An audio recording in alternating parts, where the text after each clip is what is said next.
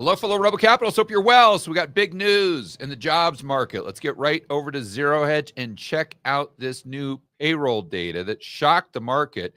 And oh, by the way, what do you think they did to last month's numbers? They revised them lower. I know you're shocked. You can't even believe it. What, George, they did what? They revised the numbers lower. I've never seen this before. Let's get right over to Zero Hedge and check this out, guys. So, title: ADP payrolls unexpectedly tumble to lowest since January as wage growth continues slowing. That's very important, because if wage growth is slowing, that means if inflation is going up, which it is, even though there's disinflation, we still have prices going up. That means the purchasing power of the average American is going down, and going down rapidly. Okay, getting into the charts, you can see that it's really the trend. There's a lot of noise in these ADP payrolls. And I believe on Friday, we get the non-farm payrolls. So it'll be interesting to juxtapose the two to see if they're different. But when we get the ADP payrolls, you can see that if you kind of get rid of all the noise, it's like, okay, back in 2022, we can see that we had some fluctuations, but for the most part, they're kind of higher. And then once we get to, it's like the latter part of 23, it just bam, falls off a cliff and goes up slightly, but it's kind of coming back down now. But overall, much, much, much lower than what we saw in 2022 and the beginning of 2023. Oh, I thought this was really interesting. I don't know if Zero Hedge put this here on purpose, but this is exactly what we were talking about yesterday. Josh, I don't know if you saw this, but look, even Bloomberg is doing a story on, is bad news just bad news?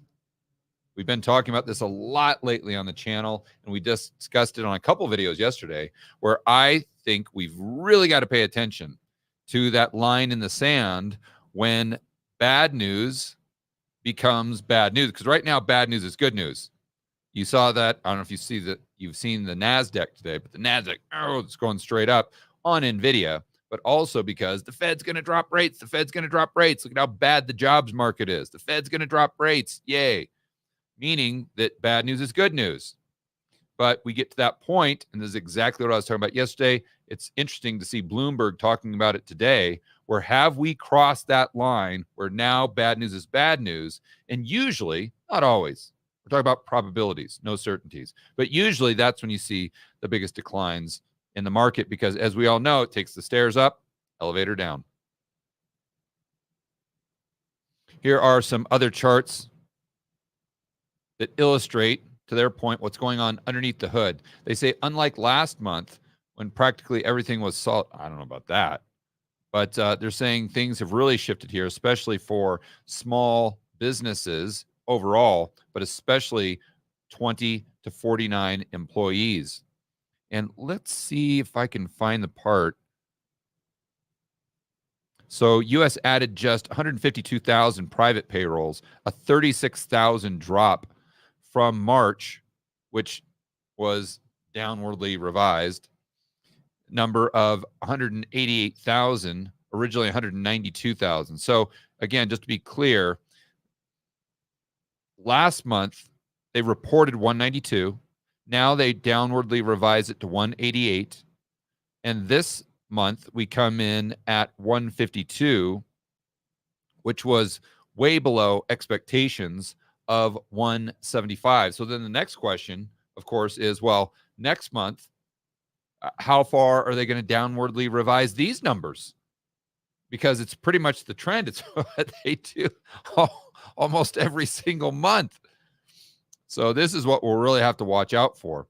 But we're looking for that paradigm shift in the labor market, because this is usually the last thing to go before the Fed really starts to drop rates, because the stuff, if you will, is hitting the fan. Now, what I want to do is go to another story from Zero Hedge about the Canadian Central Bank, because we're starting to see these central banks go from very, very hawkish to, sorry, we're dovish now. And the Canadian Bank has gone to the point where they actually dropped rates today. So Bank of Canada cuts rates by 25 basis points. As expected, first G7 central bank to launch easing cycle. But it's probably not going to be just Canada. Let's go over to this story from CNBC. It was out today. The ECB, European Central Bank, also, they didn't cut yet, but they're set to cut rates for the first time since 2019. Okay, so why is this important?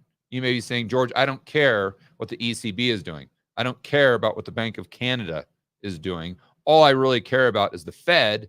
And last time I heard from Mr. Jerome Powell himself, he sounded very, very, very hawkish. So it's higher for longer. Well, okay. But let's see what happens here historically. We're going to go over to a chart, a Fred chart. And what I want you to notice, especially after 1980, what happens every single time. It's the cycle. They increase rates, then they pause, and then once they start seeing the stuff hit the fan, they drop rates. And then in the case of the 90s here, when the stuff really hits the fan, they drop them even further. I mean, my goodness gracious, look at this. I didn't realize they took rates down that much. Wow. 1989 rates were almost 10%. I'm not talking about the 10-year. I'm talking about the overnight rate. FFR here. The federal funds effective rate. So this is the rate the Fed sets, if you will. They took it from almost 10% just a couple years later down to 3%. Oh, jeez. Wow. I didn't realize it was that much of a drop. Okay, but then let's fast forward to .com. They say, oh my gosh, the economy's heating up. The economy's heating up. What do? We got to raise rates. And then if we add a chart here of the yield curve, you guys would know exactly what it looks like. Of course, as they're raising rates, what's happening to the yield curve? It's inverting because the 10-year is sitting there calling their bluff. The 10-year is kicking back and saying, hey, at the time, who was that? Greenspan? Hey, Greenspan, I don't care how afraid of inflation you are. I don't care how much you're going to raise rates. You know, I might go up a few basis points here. I might go up a couple percent. But yeah, for the most part, I'm just going to park it right here at whatever it was. Let's say it was 4% or something like that. And I'm just going to kick back and wait to see how this plays out. In my base case is we are going to have a hard landing. And the last thing that we should be worrying about is an inflationary boom. We should be worrying about a deflationary crash, which is exactly what we had here. And then they drop rates, but they drop rates from 6.5 all the way down to pretty much 1%. But notice what happens. They raise rates, they pause, then they get over their skis. The market data starts to turn, like with the jobs numbers, and then they realize that stuff is hitting the fan. They're behind the curve, and then they drop rates as fast as they can. It's just like, you know, you would think that if they were this smart, there's 900 PhDs there that have all of these econometric models, and man, they are just clever, extreme intelligence. You would think just once they could get ahead of the curve instead of being behind the curve and just having to react to everything that's happening. We fast forward to the GFC. Surprise, surprise, surprise. Exact same thing. Oh my gosh, inflation is getting out of hand. Inflation is getting out of hand. We got to raise rates. The economy is on fire. It's heating up. It's running on all 8 cylinders. We can't let this get out of hand. They raise rates. And what happens in, I think it was 2007 with the yield curve? You guys know the answer to this. It inverts. The 10-year does the exact same thing. They just park it, say, okay.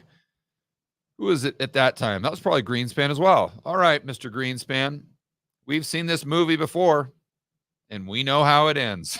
We're just going to sit here at 4% or whatever it was, 4.5, and you can jack those rates as high as you want. And we're just going to sit right here. And as a result, curve inverts. As the Fed is worried about another inflationary cycle, the bond market more so worried about a deflationary crash. And just like the dot-com bust, who's right, the Fed or the bond market? Easy question to answer. Then the Fed starts seeing the stuff hit the fan, and then it's just, pants on fire, pants on fire, pants on fire, drop rates. No one could have seen this happening. No one could have predicted this, even though the curve has been inverted since 2007.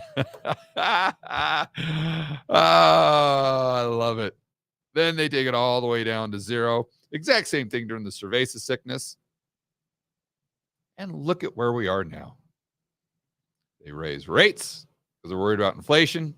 We get that pause. And why it would be different this time, I don't know. I think there's an argument, maybe the government fiscal. I don't see that hitting checking accounts when I look at money aggregates. That's a topic for a separate video. For me, it's just probabilities.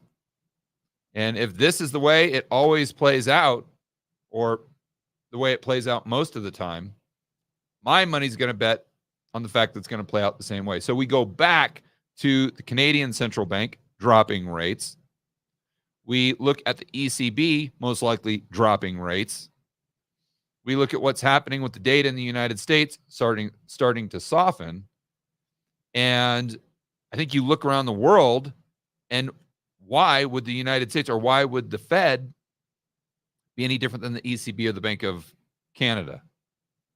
It's possible. It's absolutely possible. But for me, that's definitely not my base case. My base case is that the Fed is going to do the exact same thing, but with a bit of a lag. So we asked the question in the thumbnail, is it time to panic? No. No, this is not time to panic at all.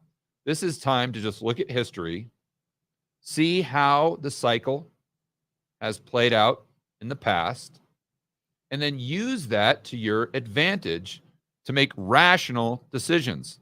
Basically, what I'm saying is do the exact opposite of the Fed, because they're the ones that panic. And you can tell that just by how dramatically they cut rates. Right here, December 2000, panic. September, August 2000, panic. Cerveza sickness, right here, panic. So don't be like the Fed.